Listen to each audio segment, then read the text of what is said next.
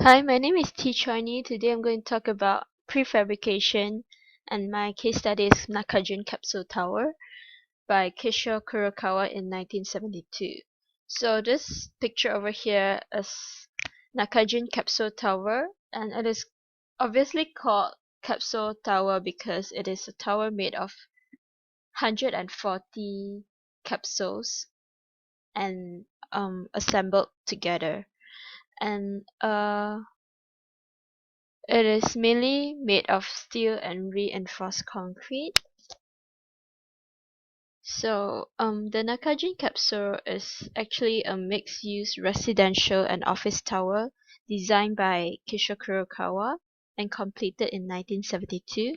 The building is a rare built example of Japanese metabolism, which is a movement that became emblematic of Japan's post-war cultural resurgence. The building was the world's first example of capsule architecture built for actual use, and the building is still in use as of 2010 but has fallen into disrepair. Um, the tower is still one of a kind, but today it's in a state of disrepair with pretty severe water damage and crumbling concrete. Many residents want to tear the whole thing down and start over. Meanwhile, in the past year or two, several owners have put their capsules up on Airbnb, which has given the chance to people who admire this one of a kind architecture a chance to see inside of this fascinating building and stay inside. So you can actually rent it and stay and experience the architecture. So next, when Kishore Kurokawa imagined the city of the future, he saw people ever on the move, a society changing faster than ever before. Working in Tokyo in 1960s and 70s, the architect designed an apartment building that would keep up with that future. So meaning say you wanted to move across town, instead of searching for a new apartment that was right for you, you could have just detached your apartment from its current building, truck it across town, and attach it to a new building. If you got tired of your own apartment, you could also take your apartment down, update it, and expand it, and put it back. So this is very interesting because you can just detach it whenever you want, you feel like it. So yeah, because this small capsule can actually only accommodate a person or two because it is with a very small area, very limited space, and with just a single round window. But you can also attach them, so you can make it into a bigger space for family living as well. Kurokawa developed the technology to install the capsule units in a concrete core with only 4 high-tension bolts, as well as making the units detachable and replaceable. The capsule is designed to accommodate the individual as either an apartment or studio space, and by connecting units can also accommodate a family, like I said just now. Complete with It is complete with appliances and furniture from audio system to telephone. The capsule interior is pre-assembled in a factory off-site. The interior is then hoisted by crane and fastened to the concrete core shaft. The Nakajin capsule tower realizes the idea of metabolism, exchangeability, recyclability as a prototype of sustainable architecture at that time. And also for information, the Nakajin capsule tower has been shortlisted for the World Heritage by the International Committee of Docomomo International since 1996. And also from the picture over here, you can see from here And here, this is the different arrangement of the capsules. So you can just take them off, like you see from the bigger picture over here. So you can just detach them and then put it somewhere you will prefer. Yeah. The tower was intended to create for to house traveling businessmen that work in central Tokyo during the week, so they don't have to travel all the way back to their home from far away. They can just stay here for the whole week and then go back during the weekend. Yeah. It was also an early pioneer of prefabricated architecture.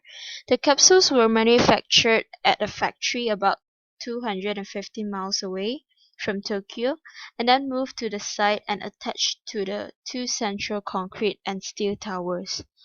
Their entire building was completed in just a couple months. When a building is first constructed, it is dominated by a circular window, like so. When you can, as you can see from picture here, like a huge porthole on an urban cruise ship. There's an attached bathroom, which is barely bigger than what you find on an airplane. One wall is outfitted with the highest end appliances from 1972, including a stove, a TV, a mini fridge, and a tape deck. So the spaces inside is pretty limited. Yeah. The capsule were intended to be updated with latest technology and replaced every 25 years, making it adaptable to the future.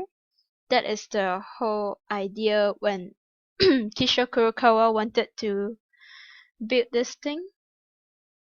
But unfortunately the cost was prohibitive and that never happened. It turned out that replacing the capsule would cost more money than tearing the building down and building a new one. And facing problem like this, the owners voted to demolish the building in 2007, hoping to replace it with a newer, more typical apartment complex. Preservationists and architects were outraged. Kurokawa, who died later that year, strenuously objected. Residents were thinking more of economics than historic prevention. Sorry. So, um, the tower is situated on a prime piece of real estate in Ginza, one of Tokyo's highest end neighborhoods, so the property value of a modern building could be huge. But there are also a lot of people, especially architecture lovers or even architects, on the other hand, uh, would go a long way to protect this building because they think that this is an important, a very historic building in terms of architecture. Um, a total of 140 capsules are stacked and rotated at varying angles around a central core, standing 14 stories high. The technology developed by Kurokawa allowed each unit to be installed and the to the concrete core with only four high-tension bolts, which keep the unit replaceable. Each capsule measures 4 times 2.5 meters, permitting enough room for one person to live comfortably. The interior space of each module can be manipulated by connecting the capsule to the other capsules. So this is a bit of the picture of the installment. So the capsules were prefabricated in shipping container factory. They were welded lightweight steel truss boxes clad in galvanized ribbed steel panels. A coat of rust prevention paint and a glossy spray of Kinetax, and then later it is uh, it is brought to the capsules are brought to the site with large trucks like so to to assemble assemble them all together, and then the lift shafts are circled by spiral staircases linking the many staggered levels. Constructed of precast reinforced concrete, the stairs were usable soon after each floor was installed and included components for running to the lifts, reducing build. And the service risers are in fact exterior fins on the lift shafts, concealed by attached capsules, and then the capsule is then lifted by crane and bolted with 4 high tension bolts to the lift core. All were attached in 30 days. So as you can see from a bigger picture over here, this is the bolts, the high tension bolts. So it is at the 4 sides of the main construction in between, I mean in the middle, and then it is and then each capsules is put onto the high tension bolts that is supporting them. The capsules were inserted in the shipping containers by use of a crane and then fastened to the concrete core shaft. So here's the picture of the elevation and the floor plan of the nakagincapsule tower. And over here, you can see from the floor plan how they actually construct the whole thing. So these two are the main